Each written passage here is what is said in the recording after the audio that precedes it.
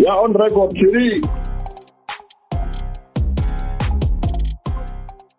Hello, welcome to Politricking with Tshidi Madia. I'm Tshidi Madia.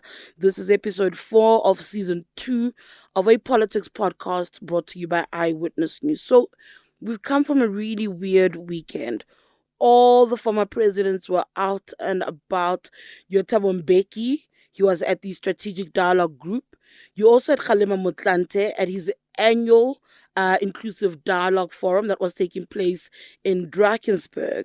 And of course, you had Nxamalala.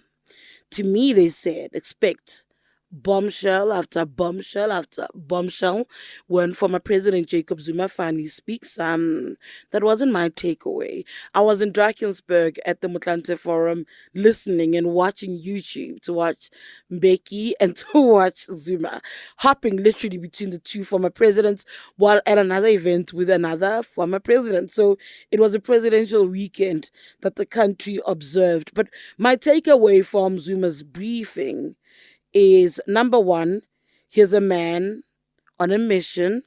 I would have made an argument that he's out of ideas, but I think he's up to something. There's something happening. There's something brewing. Well, there's something in the air around Jacob Zuma.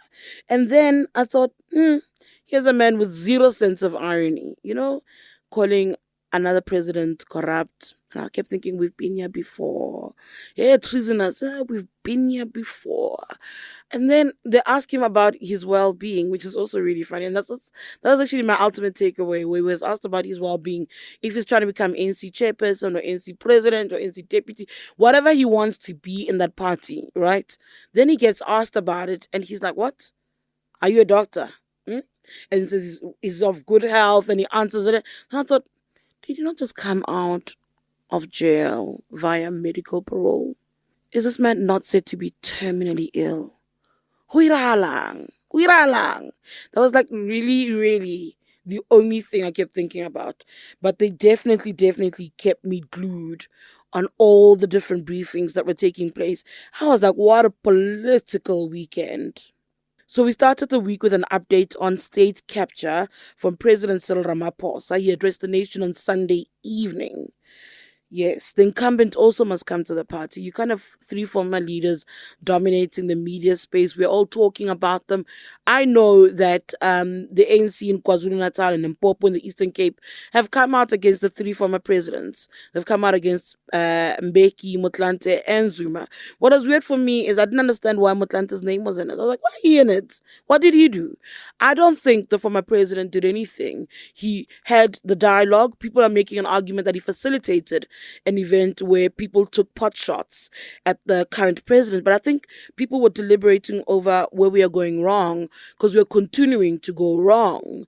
And the question around his leadership, I think, is legitimate. And I think those are legitimate questions about the leadership that we have at the moment and whether or not they're fit for purpose. So that's kind of what, in my head, I think Mbeki was doing, and I think what Motlanthe might have facilitated. But again, I say, Motlanthe really, honestly, didn't do anything. Anyway, we started the week with an update on state capture from President Ramaphosa. Can't leave him out. He closed off the president's weekend, announcing that so far 165 people have appeared in court. This is in relation to the capture of the state. 2.9 billion of stolen money has been recovered. He's announced that so far 165 people have appeared in court. Then he says that they want to have legislation to criminalize donations to political parties by companies who are then expecting state contracts. This one is a little bit odd for me. It's on the to-do list. I get that. I kept asking myself how, when no company, and think about Busasa, think about how the Guptas functioned, or any of the audit firms that were found to have been in the wrong in their handling and in their enabling of state capture. No company will come out and openly admit that, look, the reason why I'm doing this ABCD, I'm pursuing it because of the benefit. We, the general public, see it either during or after the fact. So I'm wondering how this will actually work when this becomes law. We do need to have these systems to prevent such, but I'm struggling to see that one. Then there's the issue of lifestyle audits. Huning. It's now a song, Mus. My issues, we're still dealing with plans. So plans upon plans upon plans. He's still managing ANC diplomacy ahead of the Republic's interests and needs. He's still worrying about December. You can see it, right?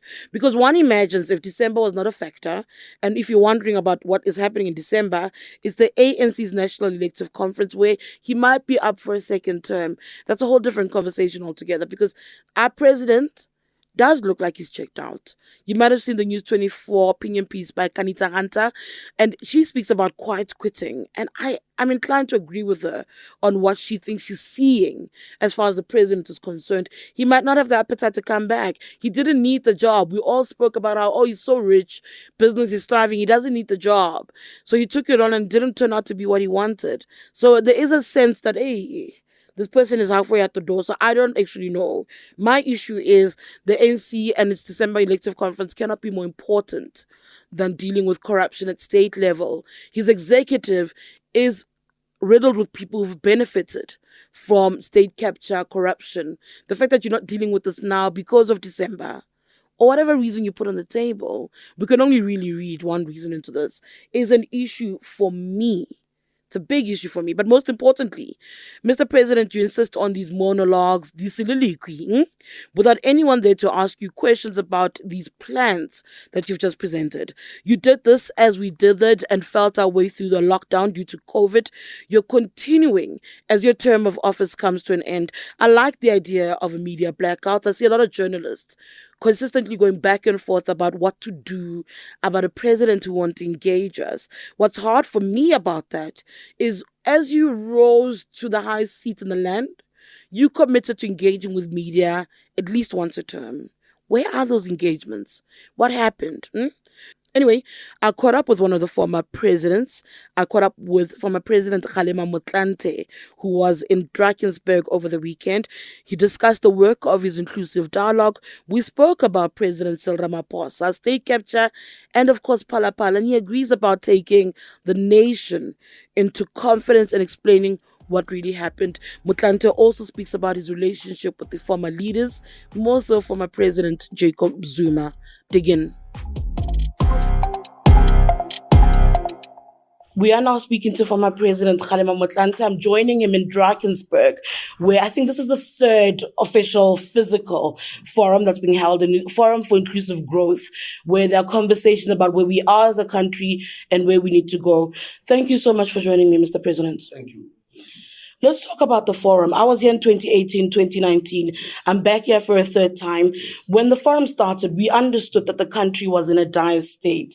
Coming back here, driving here, where the roads are undrivable, where you worry about the state of the roads, you worry about what tourists experience when they come to South Africa on South African roads, you worry about poverty levels. The issues that were raised in 2018 have actually remained, and in fact, I'd argue worsened since this conversation has started. What is your reflection coming back to this event and trying to talk again about what the way forward should be for the country?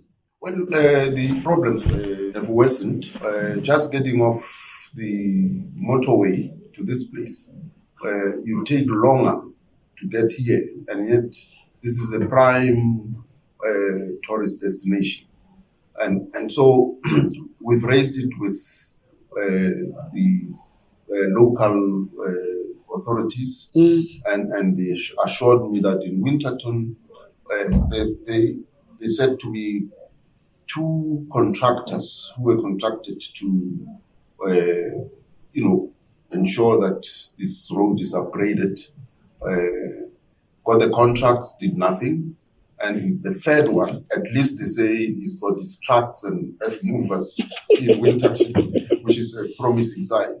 We hope that they will improve on this road here. But your general sense about where the country is, think about 2018 when you started this particular forum versus where it remains. As I said, it feels like the country's gotten worse when you look at the economy and you look at the strife and our people are struggling in South Africa on a day-to-day basis. Yes, no, things have gone south in a number of indices, and poverty levels, the unemployment levels, the general confidence levels of ordinary people and communities in the authorities has also gone down. That is why every day somewhere in one township or village, there's a demonstration taking place. That in itself is an indication that things aren't working as they should. And that is why today we also had, a session focusing on local government and the practitioners, the people who are really involved at that level. We're also indicating that there's a vertical problem because unfunded mandates are taken at a higher level and they then have to be burdened with the responsibility of giving effect to those unmandated decisions at local government level. And so the response is that this district development models are going to bring the capacity in all three tiers of government at district level. And that way, perhaps, things will begin to improve. Do you think there's political will, and do you actually see a day where that district development model that we keep hearing about will actually take shape and then we'll have a cohesive relationship between the different spheres of government? Well, one of the people who are involved actually said these meetings are attended, the joint meetings that is, when there's a minister. And he says when they leave, they mandate a lower official at district level, which, gave me the impression that perhaps that's not how it would work. Because I remember when we were hosting the FIFA World Cup in 2010, we had exactly the same model, but only, in relation to local authorities and national authorities where the stadiums were located. And it worked. Every week we had a meeting with a dashboard, and we didn't have to listen to perorations and excuses and long reports. We just wanted progress. How far we will with respect to this. So the dashboard system worked, and that is why at that time it was possible to bring together national capacities, right from tertiary to the police, the sports, and everybody else, with the local authorities where the stadium is located. Things were done. There's a lot of debate around the electoral bill, the amendment bill that's been passed in Parliament. A lot of people saying it's actually unconstitutional. Even in Drakensberg at the forum, at the Inclusive Growth Forum, people were talking about it, saying that there are problems with this bill as it stands. People saying that as it stands, it's an issue around constituencies with individuals. The threshold for them is even harder for independents to participate or to contest for elections.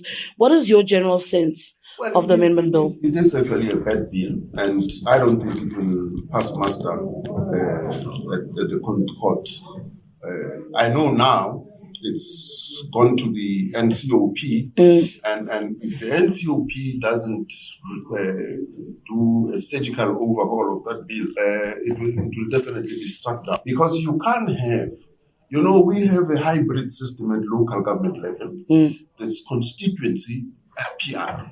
Yes. Now, constituency means an independent can contest at that level.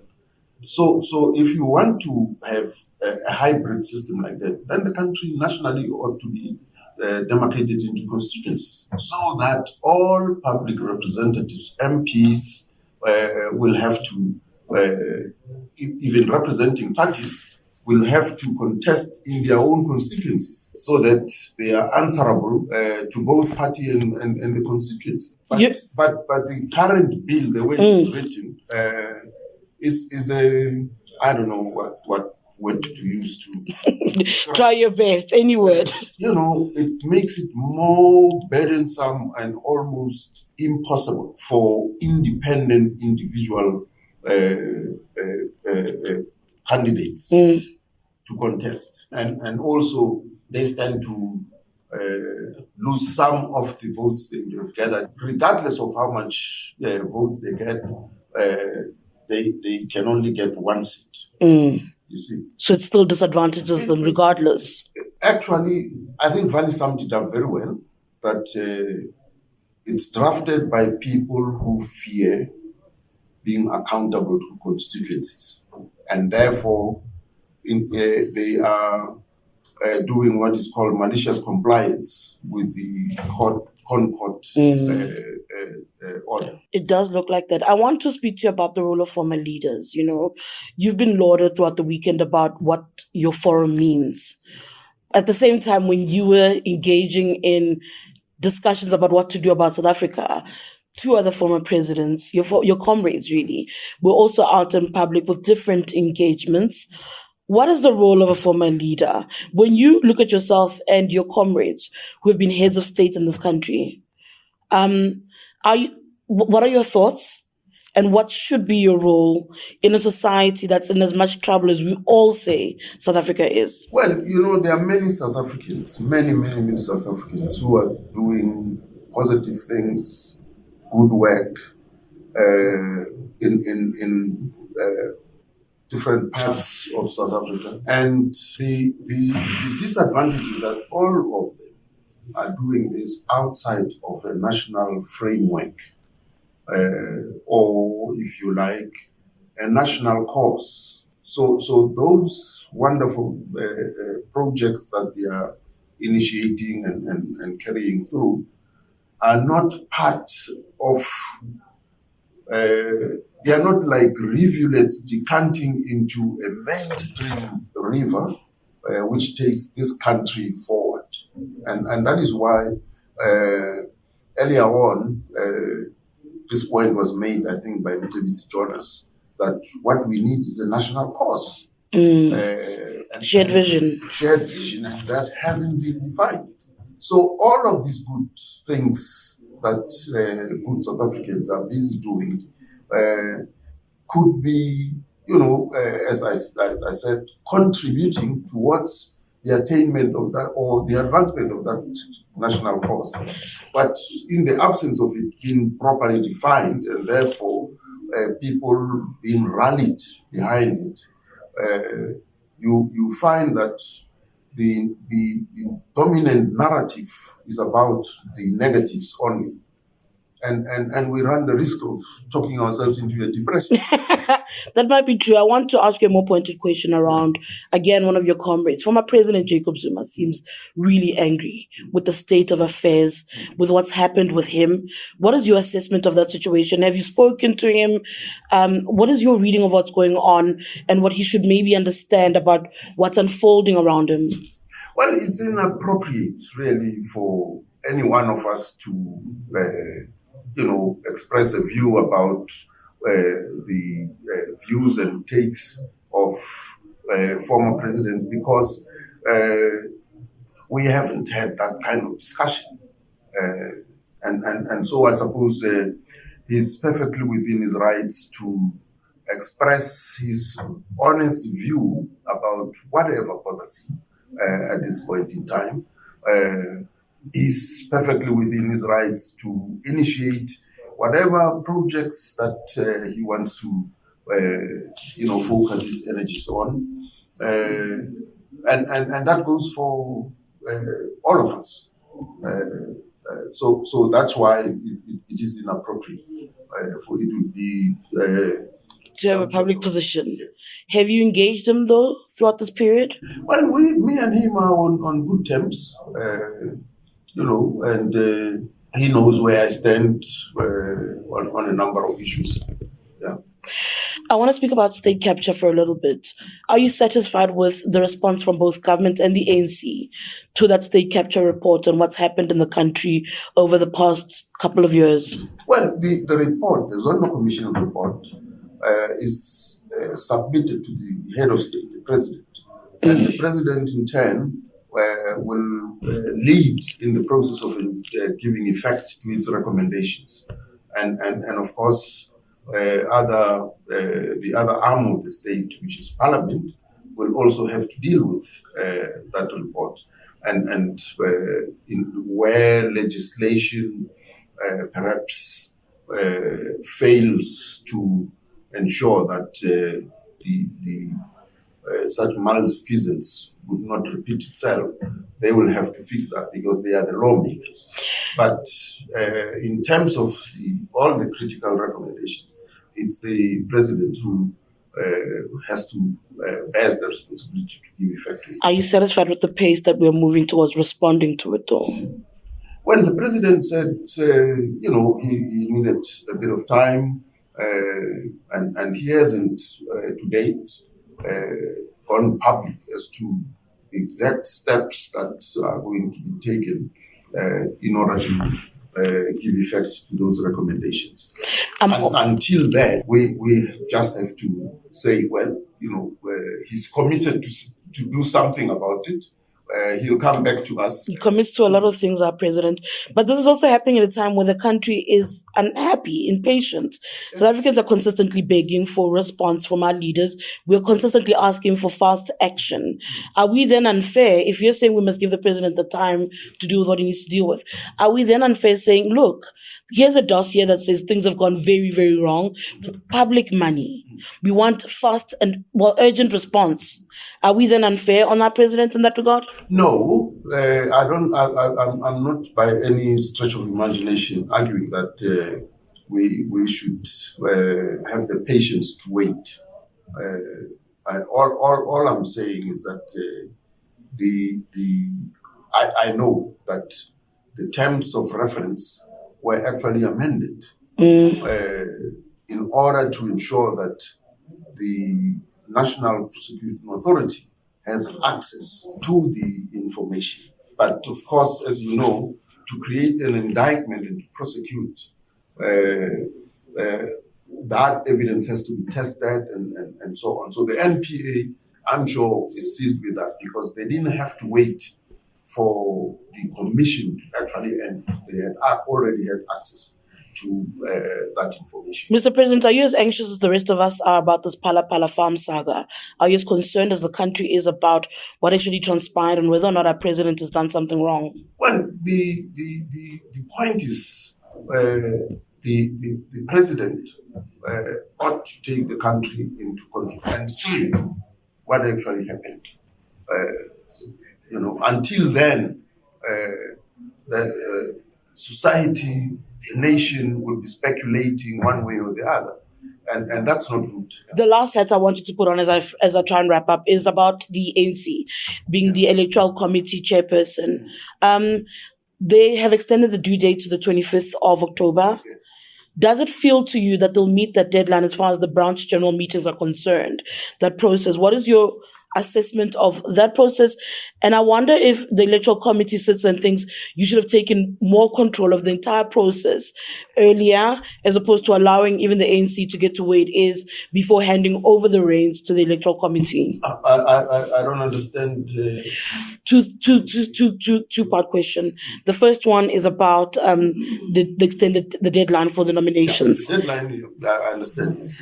And then the other one is, from what I understand, I've spoken to Chief about it as well, there will be a time where the Electoral Committee will take full control of the process towards December.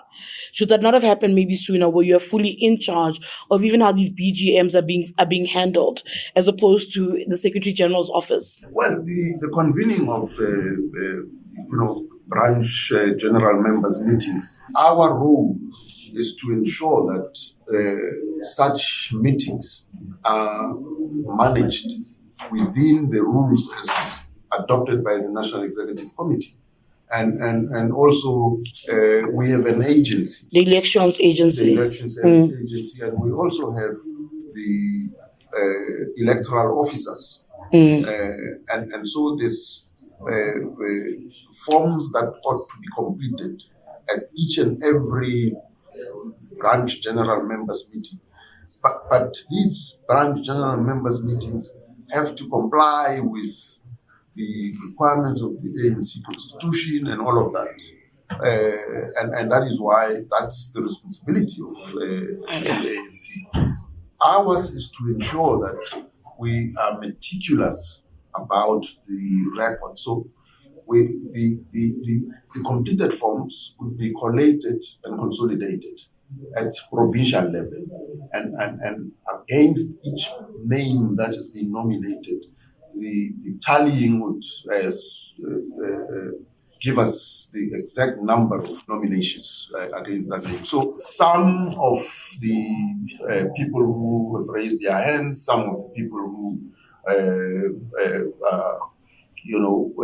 nominated may fall away because Yes. For the officials, we take the top 3 for each position. And for the additional members, we take the top 200. Do you think they're going to meet their deadlines? Are you happy with the progress? Yes. Barring, of course, if, as digitized records and membership system and the scanners. Yes, I've heard complaints about the scanners. Far, slowness has been, as a result of the dysfunctional scanners. Thank you so much for your time, Mr. President.